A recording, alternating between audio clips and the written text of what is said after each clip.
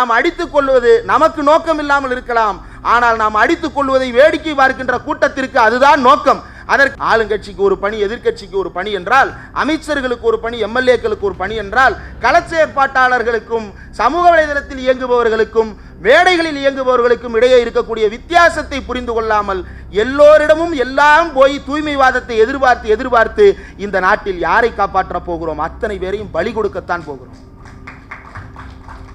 என்னுடைய வேலை திட்டம் வேறு, உன்னுடைய வேலை திட்டம் வேறு, ஆனால் நோக்கம் ஒன்று. இந்த சமூகத்தில் சாதி ஒழிய சமத்துவம் மலர பாடுபடுவதுதான் இரண்டு பேருடைய நோக்கமும்.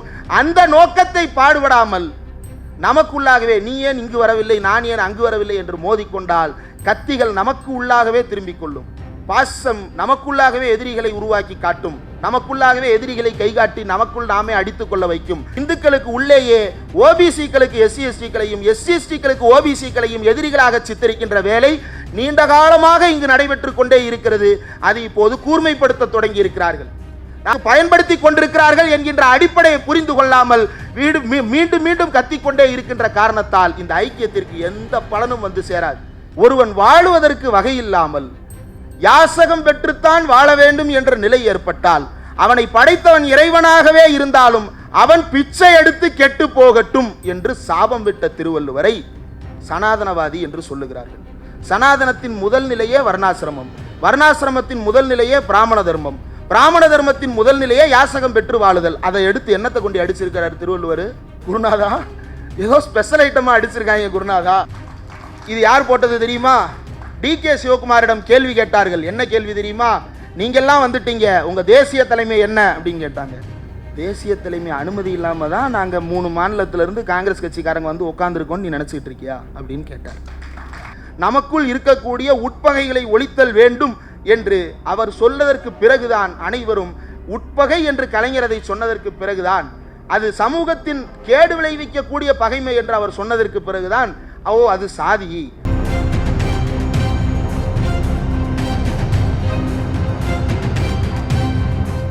டிராவிடியன் ஸ்டாக் பதிப்பகத்தின் கலைஞரின் திருக்குறள் உரை நூல் வெளியீட்டு விழா. மேடையில் வந்த உடனே, நூல் வெளியிட்ட உடனே அமைச்சர் கையில் நூலை கொடுத்த உடனே புத்தகத்தை திருப்பி பார்த்துட்டு அமைச்சர் வந்து, என்னப்பா அப்படின்னாரு. சார் என்னாச்சு அப்படின்னு. 100 ரூபா தான்ப்பா போட்டிருக்கு, என்ன அது? ஆமாங்க சார், மக்கள் பதிப்பு.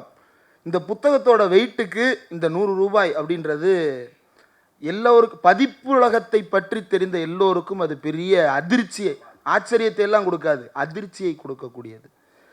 எந்த விதமான லாப நோக்கமும் இல்லாமல் இந்த புத்தகத்தை வெளியிடுவதற்கு முன்வந்திருக்கின்ற டிராவிடியன் ஸ்டாக் பதிப்பகத்திற்கு முதலில் அனைவரின் சார்பாகவும் நன்றியை தெரிவித்துக் கொள்கிறேன். இந்த நூல் வெளியிடுவதற்கு அமைச்சர் இன்றைக்கு கூட வேறு ஒரு இடத்தில் நிகழ்ச்சி இருந்தது, அமைச்சரே சொன்னது போல. ஆனால் இந்த நிகழ்ச்சிக்கு முக்கியத்துவம் கொடுத்து வந்தது அனைவருக்கும் பெரிய மகிழ்ச்சியை தந்திருக்கிறது. இந்த நூலை வெளியிட்டு மிகச் சிறப்பானதொரு சிறப்புரை ஆற்றிய மாண்புமிகு பள்ளிக்கல்வி உயர்கல்வித்துறை அமைச்சர் முனைவர் கோவி செழியன் அவர்களே, இந்த அண்ணா மேம்பாலத்தில் என்னோடு வருகின்ற எல்லோரிடமும் நான் திரும்ப திரும்ப சொல்லுவது, இது கட்டப்பட்ட காலத்தில் ஆசியாவிலேயே மிகப்பெரிய மேம்பாலமாக கட்டப்பட்டது, முதல் மேம்பாலமாக கட்டப்பட்டது. இதற்கு பெயர் ஜெமினி மேம்பாலம் அல்ல, இதற்கு பெயர் அண்ணா மேம்பாலம் என்று திரும்ப திரும்ப சொல்லிக்கொண்டே இருப்பது உண்டு. அப்படி ஒவ்வொரு செவியிலும் தனித்தனியாக சொல்ல முடியாத காரணத்தால் அனைவரின் செவிகளிலும் மிக சத்தமாக சொல்லுகின்ற வகையில் 2 பக்கமும் மிகப்பெரிய எழுத்துக்களால் அண்ணா மேம்பாலம் என்று வைத்து அந்த பாலத்தை புதுப்பித்து, கீழே பால்பட்டு கிடந்த பூங்காவை புனரமைத்து, அங்கே அண்ணாவின் சிலையை புதுப்பித்து, தயவு செய்து அதற்கு கீழே புதுசாக வச்சிருக்கிற அந்த பலகைகளில் இருக்கக்கூடிய வாசகங்களை அனைவரும் படித்து பார்க்க வேண்டும் என்று கேட்டுக்கொள்ளுகிறேன். அந்த அரும்பணிகளை தன்னுடைய தொகுதிக்குள் மிகச் சிறப்பாக செய்து கலைஞரின் செம்மொழி பூங்காவிற்கு எதிரில் கலைஞர் பூங்கா என்ற ஒன்றை உருவாக்கிய மாண்புமிகு 1000 விளக்கு சட்டப்பேரவை உறுப்பினர் மருத்துவர் எழிலன் அவர்களே, தொடர்ந்து இன்றைக்கு நாங்கள் மாநில உரிமைகளை பற்றி பேசுவதானாலும் சரி, மொழி உரிமை பற்றி பேசுவதானாலும் சரி, எங்களுக்கெல்லாம் இவை அனைத்தையும் கற்றுக் கொடுத்து தொடர்ந்து வழிகாட்டி கொண்டிருக்கின்ற எங்கள் பேரலையினுடைய நிறுவனர் மூத்த பத்திரிகையாளர் ஆலி செந்தில்நாதன் அவர்களே, டேக் லெஃப்ட் உரையாடல் அடுத்ததாக நடைபெறவிருக்கிறது. அந்த உரையாடலில் மைனர், மில்டன், கரிகாலன் மற்றும் நான், இப்போ கருத்துறையிலையும் பேரை போட்டு அங்கேயும் பேரை போட்டோம்னா டேமேஜ்ன்றதுனால அங்கே பேரை போடாமல் விட்டாச்சு. அதனால் நானும் வந்து உட்காருவேன். ஸோ இருந்து கவனிச்சுட்டு போங்க. அந்த உரையாடலும் அடுத்து நடைபெறவிருக்கிறது. வரவேற்புரையாற்ற யாழ் திலீபன் வர வேண்டியது, ஆனால் வேறு பணிகள் காரணமாக அவரால் வர முடியவில்லை. நன்றியுரையாற்றவிருக்கின்ற லக்ஷிதா கௌதம் அவர்களே, சிறப்பாக தொகுத்து வழங்கி கொண்டிருக்கின்ற பிரியதர்ஷினி கோபால் அவர்களே, அனைவருக்கும் வணக்கம். பொதுவாக நம்முடைய நாம் கலந்து கொண்ட நிகழ்ச்சியில் அல்லது நாம் டேக் லெஃப்ட் அப்படின்ற அந்த பேர் இருக்கக்கூடிய நிகழ்ச்சியில் பொதுவாக கூட்டம் இவ்வளவு குறைவாக இருக்காது. இந்த முறை கூட்டம் சற்று குறைவுதான். ஏன்னா திருக்குறள் அப்படின்ற ஒரு வித்தியாசமான ஒரு டைம் பாம்பில் நம்ம கை வைத்திருக்கும் காரணத்தினால் பல பேருக்கு அதிர்ச்சி ஏற்பட்டிருக்கலாம். யாரும் அதிர்ச்சியடைய தேவையில்லை. திருக்குறள் என்பது ஒரு இலக்கிய நிகழ்வாக அல்ல. திருக்குறள் என்பதே ஒரு அரசியல் செயல்பாடு தான். திருக்குறளை இன்றைக்கு நாம் பேசிக்கொண்டிருப்பதே ஒரு அரசியல் செயல்பாடு தான். காரணம், யாரும் கண்டுகொள்ளாமல் கிடந்த ஒரு புத்தகத்தை ஏதோ ஒரு மூலையில் யாரோ ஒரு இலக்கிய கூட்டத்தில் கூட பேசாமல் இருந்த திருக்குறளை, ராமாயணம் பேசப்பட்ட காலகட்டத்தில், கம்பன் பேசப்பட்ட காலகட்டத்தில், சிலம்பு பேசப்பட்ட காலகட்டத்தில் கூட திருக்குறள் பேசப்படாத நிலைதான் இருந்தது. அந்த திருக்குறளை மாநாடாக நடத்தி ஊராக கொண்டு போய் சேர்த்த அந்த வரலாற்றை அமைச்சர் அவர்கள் சொன்னார். எப்படி கலைஞர் அந்த திருக்குறளை ஒவ்வொன்றையும் நம்முடன் சேர்த்தார் அப்படின்னு.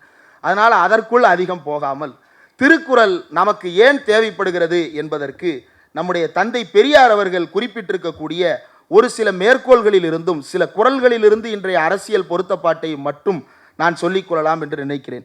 திருக்குறள் பற்றி தந்தை பெரியார் அப்படி சொல்லிவிட்டார், இப்படி சொல்லிவிட்டார் என்று தொடர்ந்து பரப்புவார்கள். அதற்கு ஏற்கனவே நாம் தொடர்ந்து பலமுறை பதில் சொல்லி இருக்கிறோம். ஆனால் பதில்களுக்கெல்லாம் பயப்படுபவர்கள் அல்ல. தொடர்ந்து பதில் சொன்னாலும் அவர்கள் மீண்டும் மீண்டும் பொய்யை பரப்பிக்கொண்டேதான் இருப்பார்கள். காரணம் என்னவென்றால், காலகாலத்திற்கும் நாம் பதில் சொல்லிக்கொண்டே இருக்க வேண்டும் என்பதுதான். அடுத்த விஷயத்தை பேசக்கூடாது என்பதுதான். அடுத்த விஷயத்தை பேசினால் என்ன நடக்கும்? கட்டில் வைத்த மலம் என்று திருக்குறளை தந்தை பெரியார் சொல்லிவிட்டார் என்பது விமர்சனமாக அல்லது அவதூறாக முன்வைக்கப்படுகின்ற ஒரு கருத்து. உண்மையில் அப்படி சொன்னாரா? இல்லை. அவர் சொன்ன கான்டெக்ஸ்டே வேற. மத புராண ஆபாச குப்பைகளை எல்லாம் இந்த தமிழில் சுமந்து வைத்து கொண்டு அதோடு சேர்த்து இந்த திருக்குறளையும் வைக்காதே என்று பெரியார் எச்சரித்தார். இதை விளக்கியாச்சு. ஆனால் இந்த விளக்கத்துக்குள்ளேயே மறுபடியும் நம்மளை சுத்த வச்சுக்கிட்டே இருப்பான். காரணம் என்ன அப்படின்னா, தந்தை பெரியார் திருக்குறளை பற்றி மிக நுட்பமான சில கருத்துக்களை எல்லாம் குறிப்பிட்டிருக்கிறார்.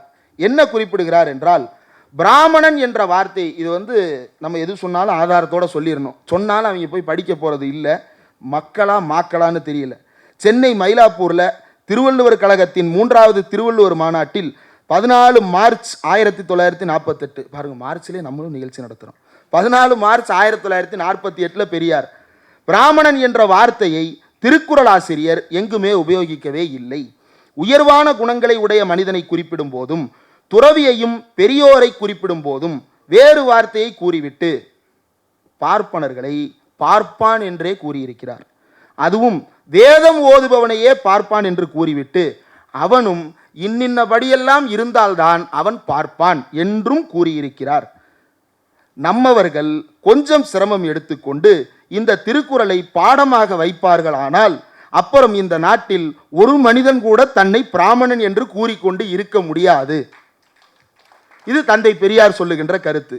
ஏனென்றால் பிராமணர்கள் என்பவர்களுக்கு விதிக்கப்பட்டது என்ன? நான் சொல்லலை, ராமசாமி சொல்லி இருக்கிறார். வீடியோ இன்றைக்கும் இருக்கிறது. யாரோ அவர் வயதானவர் இன்னொரு வயதான ஊடகவியலாளர் ஒருத்தரோட சேர்ந்து உட்கார்ந்து பேசுவாருன்னு நினைக்கிறேன். ஜெயா டிவியில் பேசுனது, அவளே பேசியிருக்கிறார். அதில் என்ன சொல்லியிருக்கிறாங்க அப்படின்னா, பிராமணர்களுக்கு பிராமணனா அப்படின்னு சொல்லி பேசும் பொழுது பிராமணர்களுக்கு விதிக்கப்பட்டது என்ன அப்படின்னா, யாசகம் செய்து வாழ்தல் அப்படின்றது தான் வேதங்கள் அவருக்கு கொடுப்பது. பிரதமர் மோடி கூட 200வது ஆரிய சமாஜ நிறுவனர் தயானந்த சரஸ்வதி கூட்டத்தில் பேசும்பொழுது வேத காலத்துக்கு திரும்புவது அப்படின்னு சொல்றார். எந்த வேத காலம்? ராமசாமி சொல்வது போல பிராமணர்கள் அல்லது பார்ப்பனர்கள் யாசகம் செய்து வாழுகின்ற வேத காலத்திற்கு போக வேண்டும் என்று விரும்புகிறீர்களா? தெரியல, அதை அவர் தான் பதில் சொல்லணும். ஆனால் திருவள்ளுவர் யாசகத்தை எப்படி குறிக்கிறார் என்று எடுத்து பார்த்தால், ஏற்கனவே பல வீடியோக்களில் இதை பேசியிருக்கிறேன். இறந்தும் உயிர் வாழ்தல் வேண்டின் பறந்து கெடுக உலகியற்றியான். ஒருவன் வாழுவதற்கு வகை இல்லாமல் யாசகம் பெற்றுத்தான் வாழ வேண்டும் என்ற நிலை ஏற்பட்டால் அவனை படைத்தவன் இறைவனாகவே இருந்தாலும் அவன் பிச்சை எடுத்து கெட்டு போகட்டும் என்று சாபம் விட்ட திருவள்ளுவரை சனாதனவாதி என்று சொல்லுகிறார்கள். சனாதனத்தின் முதல் நிலையே வர்ணாசிரமம், வர்ணாசிரமத்தின் முதல் நிலையே பிராமண தர்மம், பிராமண தர்மத்தின் முதல் நிலையே யாசகம் பெற்று வாழுதல். அதை எடுத்து என்னத்தை கொண்டு அடிச்சிருக்கிறார் திருவள்ளுவர்? அதை வடிவேல்கிட்ட கேட்டா சொல்லுவாரு, குருநாதா ஏதோ ஸ்பெஷல் ஐட்டமாக அடிச்சிருக்காங்க குருநாதா அப்படின்ற மாதிரி தான் வள்ளுவர் அந்த காலத்திலே விட்டு அடிச்சிருக்கிறார். இதையெல்லாம் நாம் பேசிவிடக் கூடாது என்ற காரணத்திற்காக தொடர்ச்சியாக திருக்குறளை பற்றி கூட அல்ல, திருக்குறள் பற்றி பேசும் பொழுது வேறு ஒன்றுக்காக சொல்லப்பட்ட உவமையை மீண்டும் மீண்டும் மீண்டும் மீண்டும் சொல்லி இந்த கருத்துக்களை எல்லாம் நாம் பேசக்கூடாது என்கின்ற நிலையில் வைத்திருக்கிறார்கள். மேலும் உலக ஞான பொது நூல் அப்படின்னு சொல்லிட்டு 100 ரூபாய்க்கும் 200 ரூபாய்க்கும் டெக்ஸ்ட் புத்தகங்கள் வாங்கி படித்து மடையர்கள் ஆவதை விட 3 அணாவுக்கு திருக்குறள் வாங்கி படித்து அறிவாளியாவது மேல் என்றுதான் கூறுகிறேன். திருக்குறள் ஒன்றே போதும் உனக்கு அறிவு உண்டாக்க, ஒழுக்கத்தை கற்பித்துக் கொடுக்க, உலக ஞானம் ஏற்பட. அப்படிப்பட்ட குறளை நாம் இதுவரை அலட்சியப்படுத்தி வந்திருக்கிறோம். ஒரு தாசில்தார், ஒரு மாஜிஸ்ட்ரேட், ஒரு நீதிபதி, ஒரு சப் இன்ஸ்பெக்டர் இவர்களுக்கு கூட திருக்குறள் ஒன்றே போதும் தமது வேலையை சரியாக செய்ய. அவர்களை உத்தியோகத்துக்கு தேர்ந்தெடுக்க பரீட்சை வைக்கும் போது கூட திருக்குறளில் இருந்து கேள்விகள் கேட்கப்பட வேண்டும். திருக்குறளை நன்கு உணர்ந்திருந்தால் போதும் என்று அவர்களுக்கு உத்தியோகம் வழங்க வேண்டும். அவர்கள் உத்தியோகத்திற்கு அவர்கள் படிக்கும் சாஸ்திரங்கள் பயன்படுவதில்லை என்பதை நீங்கள் உணர வேண்டும். இது பெரியார் சொல்லுவது. என்னென்ன வேலைக்கெல்லாம் சொல்றாரு? ஒரு தாசில்தார் வேலைக்கு, ஒரு மாஜிஸ்ட்ரேட் வேலைக்கு, ஒரு நீதிபதி வேலைக்கு, ஒரு சப் இன்ஸ்பெக்டர் வேலைக்கு. ஏன் இந்த வேலைகளை எல்லாம் குறிப்பிடுகிறார் அப்படின்னா, மக்கள் அரசு என்கின்ற இயந்திரத்தோடு நேரடியாக தொடர்பு படுகின்ற இடங்கள் இந்த இடங்கள் தான். இதிலிருந்து தான் ஒரு அரசாங்கத்தின் மீதான கோபத்திலிருந்து எல்லாமே கிளர்ந்து எழுகிறது. ஒரு சப் இன்ஸ்பெக்டர், ஒரு மேஜிஸ்ட்ரேட், ஒரு நீதிபதி, ஒரு தாசில்தார், இதுதான் மக்கள் நேரடியாக அரசோடு தொடர்புக்கு வருகின்ற இடங்கள். இந்த இடங்களில் இருப்பவர்களுக்கெல்லாம் திருக்குறள் படித்தால் போதும். அப்படி திருக்குறளை நன்கு ஆய்ந்து அறிந்தவர்களை பார்த்து வேலை கொடுங்கள், நாட்டில் கேடு இருக்காது என்று தந்தை பெரியார் 1948 மார்ச் 14 மயிலாப்பூர்ல திருவள்ளுவர் மாநாட்டில் பேசியிருக்கிறார். இதை நாம் பேசக்கூடாது என்பது பார்ப்பனர்களின் நோக்கம் மட்டுமல்ல, பார்ப்பன அடிவருடிகளாக இருக்கக்கூடியவர்களின் நோக்கமாகவும் இருக்கிறது. நம்முடைய தொழில் அனைத்தையும் பணியாக்களையும், நம்முடைய தொழுகை அனைத்தையும் பார்ப்பானையும் வைத்து செய்வதுதான் இவர்களுடைய வேலை திட்டம். இந்த இரண்டுக்கும் நாம் பெரியாரை பற்றி பேசக்கூடாது, திருக்குறளை பற்றி பேசக்கூடாது என்பதற்காக தொடர்ந்து திரிபுவாதத்தை செய்து கொண்டே இருக்கிறார்கள். இதில் முக்கியமான மாற்றம் என்னவென்றால், இவர் ஐயர், இவர் மிகவும் என்று இருந்த பாட புத்தகத்தில் அந்த பக்கங்கள் எல்லாம் கிழித்து எறியப்பட்டு வினைத்திற்பம் என்றால் என்ன, கல்வி என்றால் என்ன, நன்றி அறிதல் என்றால் என்ன என்று 1ஆம் வகுப்பில் தொடங்கி 12ஆம் வகுப்பு முடிக்கின்ற வரைக்கும் 5 குறளில் தொடங்குகின்ற 1ஆம் வகுப்பில் இருந்து 40 திருக்குறள்கள் படிக்க வைக்கின்ற 12ஆம் வகுப்பு வரைக்கும் பாடத்திட்டத்தில் திருக்குறளை நமக்கு கொண்டு வந்து சேர்த்தவர்கள் பேரறிஞர் அண்ணாவும் நம்முடைய கலைஞர் அவர்களும் தான். இது தந்தை பெரியார் கண்ட கனவை அவர்கள் நிறைவேற்றிய விதம். தமிழுக்கு திராவிடர் கழகம் என்ன செய்தது, திராவிட முன்னேற்ற கழகம் என்ன செய்தது என்று கேட்கிறார்களே, அந்த திராவிடர் கழகத்தினுடைய தலைவர் வைத்த கோரிக்கை தான் பாடத்திட்டத்தில் திருக்குறளை வையுங்கள், டெக்ஸ்ட் புக்கை விட திருக்குறள் புக்கு மேலன்னு சொன்னாரு. அந்த டெக்ஸ்ட் புக்கு உள்ளேயே திருக்குறளை கொண்டு வந்து மாணவர்களுக்கு கல்வி கொடுத்து இன்றைக்கு திருக்குறளை ஒன்றும் இல்லை, கொஞ்சம் யோசிச்சு பாருங்க. ஒரு 10-15 வருஷத்துக்கு முன்னாடி திருக்குறளை ஃப்ரீயாகவே பிரிண்ட் போட்டு நிறைய பேர் கொடுத்துக்கிட்டு இருப்பாங்க. இதெல்லாம் எங்கிருந்து தொடங்கியது என்றால் திராவிட இயக்கம் போட்ட விதை. இப்போ கரண்ட் பாலிடிக்ஸுக்கு வருவோம். திருக்குறளுக்கும் சமகால அரசியலுக்கும் இருக்கக்கூடிய முக்கியமான தொடர்புகள், இப்போது நடைபெற்று கொண்டிருக்கக்கூடிய அரசியல் உரையாடல்களிலும் கூட இந்த திருக்குறள் எந்த அளவிற்கு பொருத்தப்பாட்டோடு இருக்கிறது என்கின்ற அடிப்படையில் நாம் இதை இன்னும் மேலும் வாசிக்கவும் பரப்பவும் வேண்டும் என்று கேட்டுக்கொள்கிறேன். ஒரு குறள் என்ன எழுதி இருக்கிறார் அப்படின்னா, நாம் எல்லோரும் 2024 தேர்தல் முடிஞ்ச உடனே டயர்டாயிருச்சு நம்மளுக்கு. இதே மேடையில் பல கூட்டங்களில் தொடர்ந்து பேசி இருக்கிறோம். இந்த பாசிசத்தை வீழ்த்துகின்ற வரைக்கும் நம்முடைய ஐக்கியம் உடைந்துவிடக் கூடாது என்ற கருத்தை. ஆனால் 2024 தேர்தல் முடிந்த உடனேயே என்ன அரசியல் பரப்புரை தொடங்குகிறது என்றால், அதெல்லாம் முடிஞ்சு போச்சு, அவ்வளோதான், இனி பெரும்பான்மை கிடையாது, இனி வர்றது வரட்டும், இனி இங்கே இருக்கிறத ஒழிச்சு கட்டணும். பாசிசம் இன்னும் ஒழியவே இல்லை, அது இன்னும் ஒழியவே இல்லை. திருவள்ளுவர் சொல்லுகிறார், வினை பகை என்று இரண்டின் எச்சம் நினையுங்கால் தீ எச்சம் போல தெரும். வினை பகை என்றிரண்டின் எச்சம் நினையுங்கால் தீ எச்சம் போல தெரும். நமக்கு தீங்கு விளைவிக்கின்ற ஒன்றை அழிக்காமல் அரைகுறையாக விட்டுவிட்டால் தீ எப்படி சிறிய கங்கிலிருந்து வளர்ந்து புகையாகி மறுபடியும் நெருப்பாகி ஊரை அழிக்குமோ அதுபோல அது நம்மை அழிக்கும். பெரும்பான்மை குறைக்கப்பட்டிருக்கிறது இந்த பாஜகவிற்கே தவிர அவர்களுடைய ஆட்சியும் அதிகாரமும் இன்னும் அளிக்கப்படவில்லை. ஆகவே திருவள்ளுவர் சொன்னது போல வினை பகை என்றிரண்டும் எச்சமே இல்லாமல் அளிக்கின்ற வரைக்கும் நம்முடைய ஐக்கியமும் நம்முடைய போராட்டமும் தொடர வேண்டிய காலகட்டத்தில் நமக்குள்ளாகவே எதிரிகளை உருவாக்குகின்ற வேலையை நாம் செய்து கொண்டிருந்தோம் என்றால் இந்த பாசிசம் எப்படி வீட்டுக்கு போகும்? கடைசியில் பாயாசம் அல்ல பால்டாயில் தான் மிஞ்சும். குடித்துவிட்டு அனைவரும் தற்கொலை செய்து சாவதுதான் போய் நிற்கும். அதாவது பாஜகவை வீழ்த்துவதையும் பாசிசத்தை வீழ்த்துவதையும் விட்டுவிட்டு நமக்குள்ளாகவே பகைமுரண்களை உருவாக்கி கொள்வது, இதை நோக்கித்தான் நம்மை இழுத்து செல்லும். அப்போ மோடி சிறுபான்மையாக இருந்தாலும் இந்த கோட்டையை எப்படி பயன்படுத்துகிறார் அப்படின்னா, இந்த கோட்டைகள் பலருக்கு பல வகைகளில் பயன்படும். திருவள்ளுவர் 2 பயன்பாட்டை சொல்லுகிறார். ஆற்றுபவருக்கும் அரண், பொருள் அஞ்சி தற்போற்றுபவருக்கும் பொருள். அதாவது மக்களுக்கு நன்மை செய்ய வேண்டும் என்பவர்களுக்கும் இந்த கோட்டை அரணாக இருக்கும். அதே நேரத்தில் தன்னை காப்பாற்றிக் கொள்ள வேண்டும் என்று துடிக்கின்றவர்களுக்கும் இது பாதுகாப்பாக இருக்கும். அதாவது எதிரிகள் வருகின்ற பொழுது, அன்றைய சூழலை சொன்னா, எதிரிகள் வருகின்ற பொழுது மறைந்திருந்து எதிரியை தாக்குவதற்கும் இந்த கோட்டை பயன்படும். அதே நேரத்தில் எதிரிக்கு அஞ்சி ஒளிந்து கொள்வதற்கும் இந்த கோட்டை பயன்படும். அப்படி இந்த நாடாளுமன்ற கோட்டைக்குள் பாசிசத்திற்கு எதிரான இந்தியா கூட்டணியை பார்த்து பொறுத்து கொள்ள முடியாமல் இப்போது மோடி அரசு பங்கருக்குள் பதுங்கி இருக்கிறது.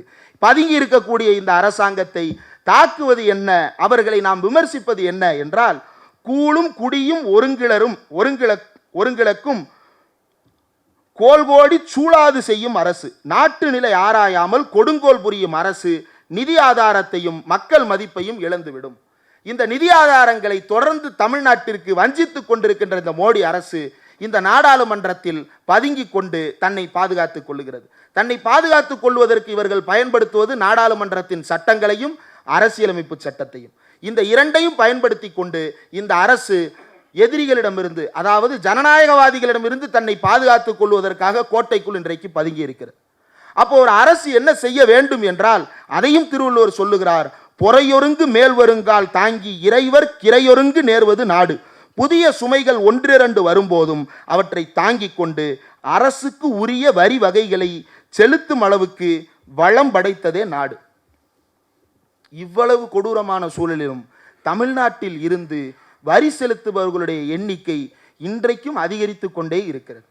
தமிழ்நாடு தான் இந்தியாவுக்கு அதிகமான வரி செலுத்தக்கூடிய மாநிலங்களின் பட்டியலில் தொடர்ந்து முதல் 3-4-5 இடங்களில் இருந்து கொண்டே இருக்கிறது. ஆனாலும் நமக்கு தேவையான நிதி ஆதாரங்களை இந்த ஒன்றிய அரசு தருகிறதா என்றால் இல்லை. அப்போ சிக்கல் நமக்கு ஏற்படுகிறது.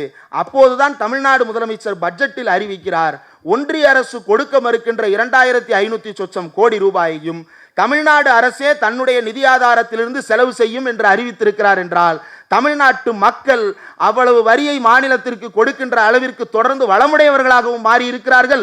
மாநில அரசு செலவு செய்யக்கூடிய அளவுக்கு திறமிக்கதாகவும் மாறி இருக்கிறது.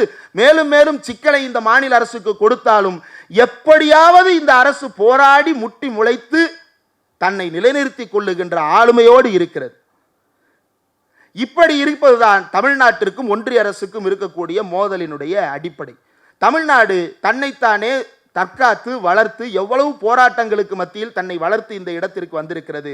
ஆனால் அந்த தமிழ்நாட்டை ஒன்றுமில்லாத மாநிலமாக மாற்றுகின்ற வேலை திட்டத்தோடு இந்த மோடி அரசு தொடர்ச்சியாக தமிழர்களை வஞ்சித்துக் கொண்டே இருக்கிறது. இதை பற்றி எல்லாம் பேசினால், இந்த தெருவில் நடந்த இந்த பிரச்சனையை பற்றி பேசினியா, அந்த தெருவில் நடந்த அந்த பிரச்சனையை பற்றி பேசினியான்னு திரும்ப திரும்ப எந்த வேலை பிரிவினையையும் புரிந்து கொள்ளாமல் வெவ்வேறு இடங்களில் வெவ்வேறு பணிகள் இருக்கிறது. ஆளுங்கட்சிக்கு ஒரு பணி, எதிர்கட்சிக்கு ஒரு பணி என்றால், அமைச்சர்களுக்கு ஒரு பணி, எம்எல்ஏக்களுக்கு ஒரு பணி என்றால், களச்செயற்பாட்டாளர்களுக்கும் சமூக வலைதளத்தில் இயங்குபவர்களுக்கும் மேடைகளில் இயங்குபவர்களுக்கும் இடையே இருக்கக்கூடிய வித்தியாசத்தை புரிந்து கொள்ளாமல் எல்லோரிடமும் எல்லாம் போய் தூய்மைவாதத்தை எதிர்பார்த்து இந்த நாட்டில் யாரை காப்பாற்ற போகிறோம்? அத்தனை பேரையும் பலி கொடுக்கத்தான் போகிறோம். உன்னாலும் இந்த நாட்டில் இருக்கக்கூடிய எல்லா சந்து பொந்துகளிலும் நின்று கொண்டிருக்க முடியாது. என்னாலும் இந்த நாட்டில் இருக்கக்கூடிய எல்லா சந்து பொந்துகளிலும் இருந்து கொண்டிருக்க முடியாது. என்னுடைய வேலை திட்டம் வேறு, உன்னுடைய வேலை திட்டம் வேறு. ஆனால் நோக்கம் ஒன்று. இந்த சமூகத்தில் சாதி ஒழிய சமத்துவம் மலர பாடுபடுவதுதான் 2 பேருடைய நோக்கமும். அந்த நோக்கத்தை பாடுபடாமல் நமக்குள்ளாகவே நீ ஏன் இங்கு வரவில்லை, நான் ஏன் அங்கு வரவில்லை என்று மோதிக்கொண்டால் கத்திகள் நமக்கு உள்ளாகவே திரும்பிக் கொள்ளும். நாம் எல்லோரும் எனிமி வித்தின் அப்படின்னு ஹிட்லர் சொல்லுவாங்க இல்லையா? பாசம் நமக்குள்ளாகவே எதிரிகளை உருவாக்கி காட்டும், நமக்குள்ளாகவே எதிரிகளை கைகாட்டி நமக்குள் நாமே அடித்துக் கொள்ள வைக்கும். இந்துக்களுக்கு முஸ்லிம்களை எதிரிகளாக கை காட்டுவது போல, இந்துக்களுக்கு முஸ்லிம்களை எதிரிகளாக கை காட்டுவது போல, இந்துக்களுக்கு உள்ளேயே ஓபிசிக்களுக்கு எஸ்சி எஸ்டிக்களையும் எஸ்சி எஸ்டிக்களுக்கு ஓபிசிக்களையும் எதிரிகளாக சித்தரிக்கின்ற வேலை நீண்ட காலமாக இங்கு நடைபெற்றுக் கொண்டே இருக்கிறது. அது இப்போது கூர்மைப்படுத்த தொடங்கி இருக்கிறார்கள். நாம் அடித்துக் கொள்வது நமக்கு நோக்கம் இல்லாமல் இருக்கலாம், ஆனால் நாம் அடித்துக் கொள்வதை வேடிக்கை பார்க்கின்ற கூட்டத்திற்கு அதுதான் நோக்கம். அதற்கு பயன்படுத்தி கொண்டிருக்கிறார்கள் என்கின்ற அடிப்படையை புரிந்து கொள்ளாமல் மீண்டும் மீண்டும் கத்திக்கொண்டே இருக்கின்ற காரணத்தால் இந்த ஐக்கியத்திற்கு எந்த பலனும் வந்து சேராது. ஏன்? பீலிபை சாகாடும் அச்சிறும் அப்பண்டம் சால மிகுத்து பெய்யும். ஒரு மயிலிறகால் எந்த வலிமையான வேலையையும் செய்ய முடியாது. ஆனால் மயிலிறகுகளை டன் கணக்கில் குவித்து வைத்தால் எவ்வளவு பெரிய அச்சாக இருந்தாலும் அச்சு முறியும். நீங்கள் ஒரு மயிலிறகாகவும் நாங்கள் ஒரு மயிலிறகாகவும் மற்றவர்கள் வேறு வேறு மயிலிறகுகளாகவும் தனித்தனியாக சிதறுவது யாரோ ஒருத்தன் பிச்சு போட்டு போறதுக்கு தான் பயன்படுமானால், அப்படி தனித்தனியாக சிதறுவது எதற்காக?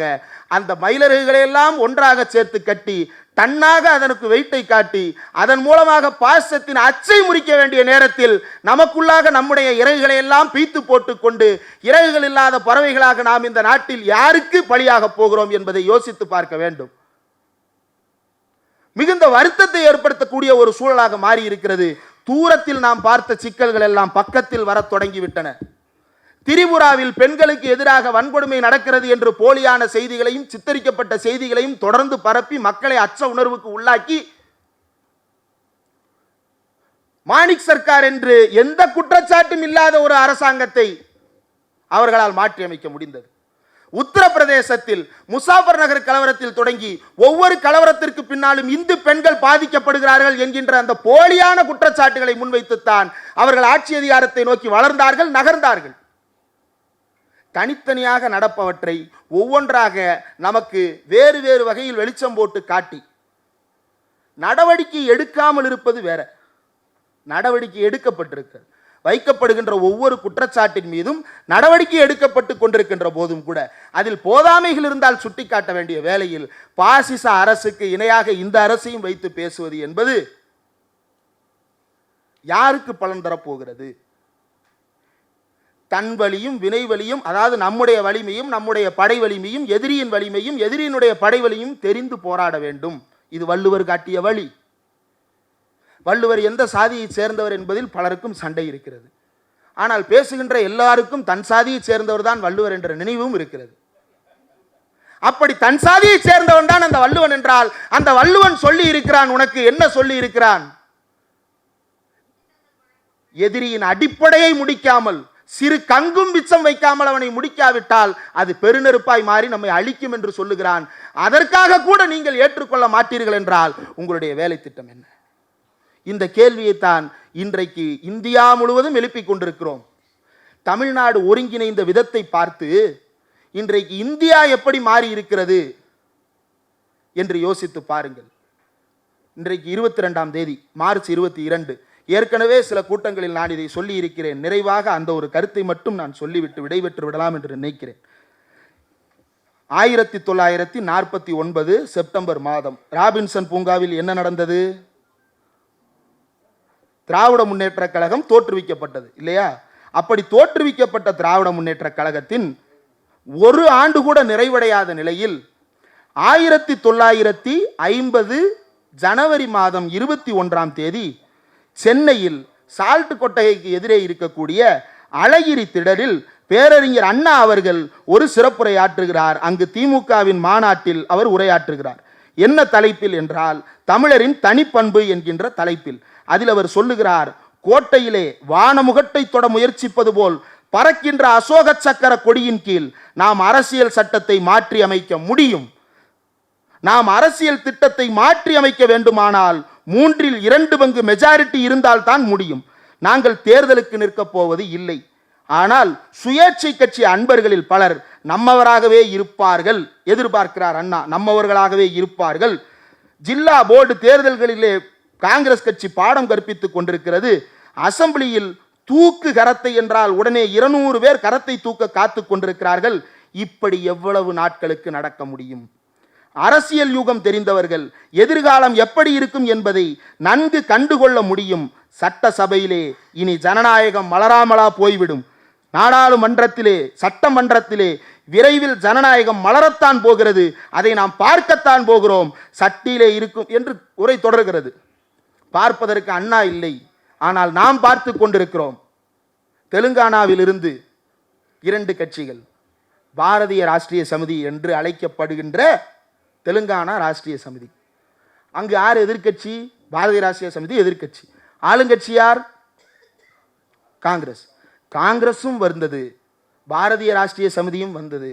பாரதிய ராஷ்டிரிய சமிதி முதலில் பிரஸ் மீட் கொடுத்தது. அடுத்த 2வது நிமிடத்தில் தெலுங்கானா காங்கிரஸும் பிரஸ் மீட் கொடுத்தது. பக்கத்து மாநிலம் கேரளா. கேரளாவில் யாருக்கு யாருக்கும் சண்டை? எல்டிஎஃப்க்கும் யூடிஎஃப்க்கும் சண்டை. எல்டிஎஃப்பும் மொத்தமாக வந்தது, யூடிஎஃப்பும் மொத்தமாக வந்தது. CBI, CPM, revolutionary socialist party, Congress கட்சி, ஐயுஎம்எல் என்று அத்தனை கட்சிகளும் வரிசை கட்டி கொண்டு வந்தார்கள்.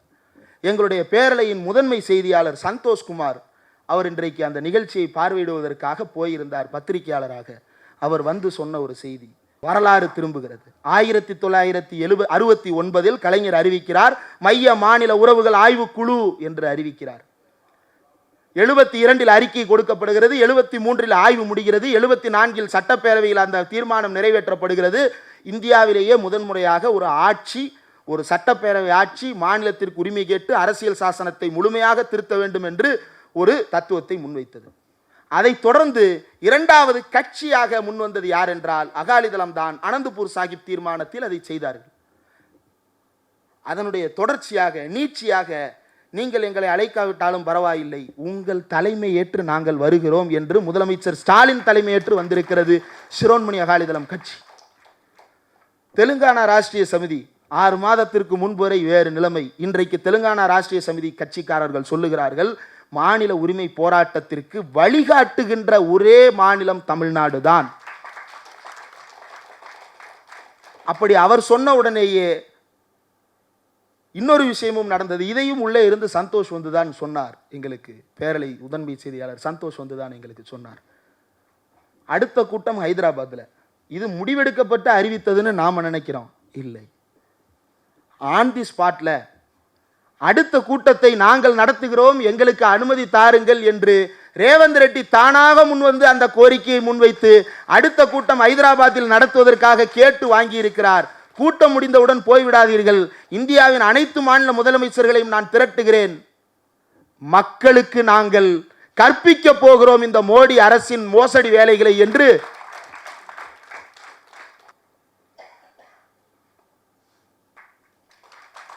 இது யார் போட்டது தெரியுமா? டிகே சிவகுமாரிடம் கேள்வி கேட்டார்கள். என்ன கேள்வி தெரியுமா? நீங்கெல்லாம் வந்துட்டீங்க, உங்க தேசிய தலைமை என்ன அப்படின்னு கேட்டாங்க. சிவகுமார் அப்படி இருந்தார். சொல்லுங்க சார், உங்க தேசிய தலைமை என்ன செய்ய போகிறது? சிவகுமார் பொறுமையாக, தேசிய தலைமை அனுமதி இல்லாம தான் நாங்க 3 மாநிலத்திலிருந்து காங்கிரஸ் கட்சிக்காரங்க வந்து உட்கார்ந்துருக்கோம், நீ நினைச்சிட்டு இருக்கியா அப்படின்னு கேட்டார். அவர் கேட்டாரு, இவர் என்ன பண்ணிட்டாரு, இது டீலிமிட்டேஷன் வே ஃபார்வர்டு பார்த்தாலே தெரியுது. இது யார் கொண்டு வந்தது? காங்கிரஸ் கட்சி போட்டிருக்கக்கூடிய அறிக்கை. இதை கொண்டு வந்தவர் யார் அப்படின்னா, தமிழ்நாடு முதலமைச்சரின் அழைப்பை ஏற்றுத்தான் வந்தோம், ஆனால் இது எல்லா மாநிலங்களின் கடமை என்று சொல்லிவிட்டு தெலுங்கானாவினுடைய முதலமைச்சர் ரேவந்த் ரெட்டி டீலிமிட்டேஷன் என்றால் என்ன, அதை தென்னகங்கள் ஏன் எதிர்க்கிறது, ஒவ்வொரு மாநிலமும் எதிர்க்க வேண்டிய தேவை என்ன, அதை நாம் எப்படி செய்ய வேண்டும் என்று ஆசைப்படுகிறோம், அப்படி செய்தால் என்ன நன்மை நடக்கும், என்ன தீமை நடக்கும் என்பதையெல்லாம் விளக்கி 6 பக்கத்திற்கு ஒரு கலர் பிரிண்ட் அவுட் எடுத்து தமிழ்நாட்டின் ஊடகங்கள் அத்தனை பேருக்கும் கொண்டு வந்து கொடுத்திருக்கிறார். எந்த ஊடகமும் காட்டாது, ஆனால் பேரலை காட்டும் என்பதை இந்த நேரத்தில் பணிவன்போடு நான் தெரிவித்துக் கொள்கிறேன். இப்படி ஒவ்வொரு வேலை திட்டமும் எப்படி நடந்து கொண்டிருக்கிறது என்பதை யோசித்து பாருங்கள். வள்ளுவர் காட்டிய நெறி என்பது என்ன? உண்மை சொல்ல வேண்டும் என்று.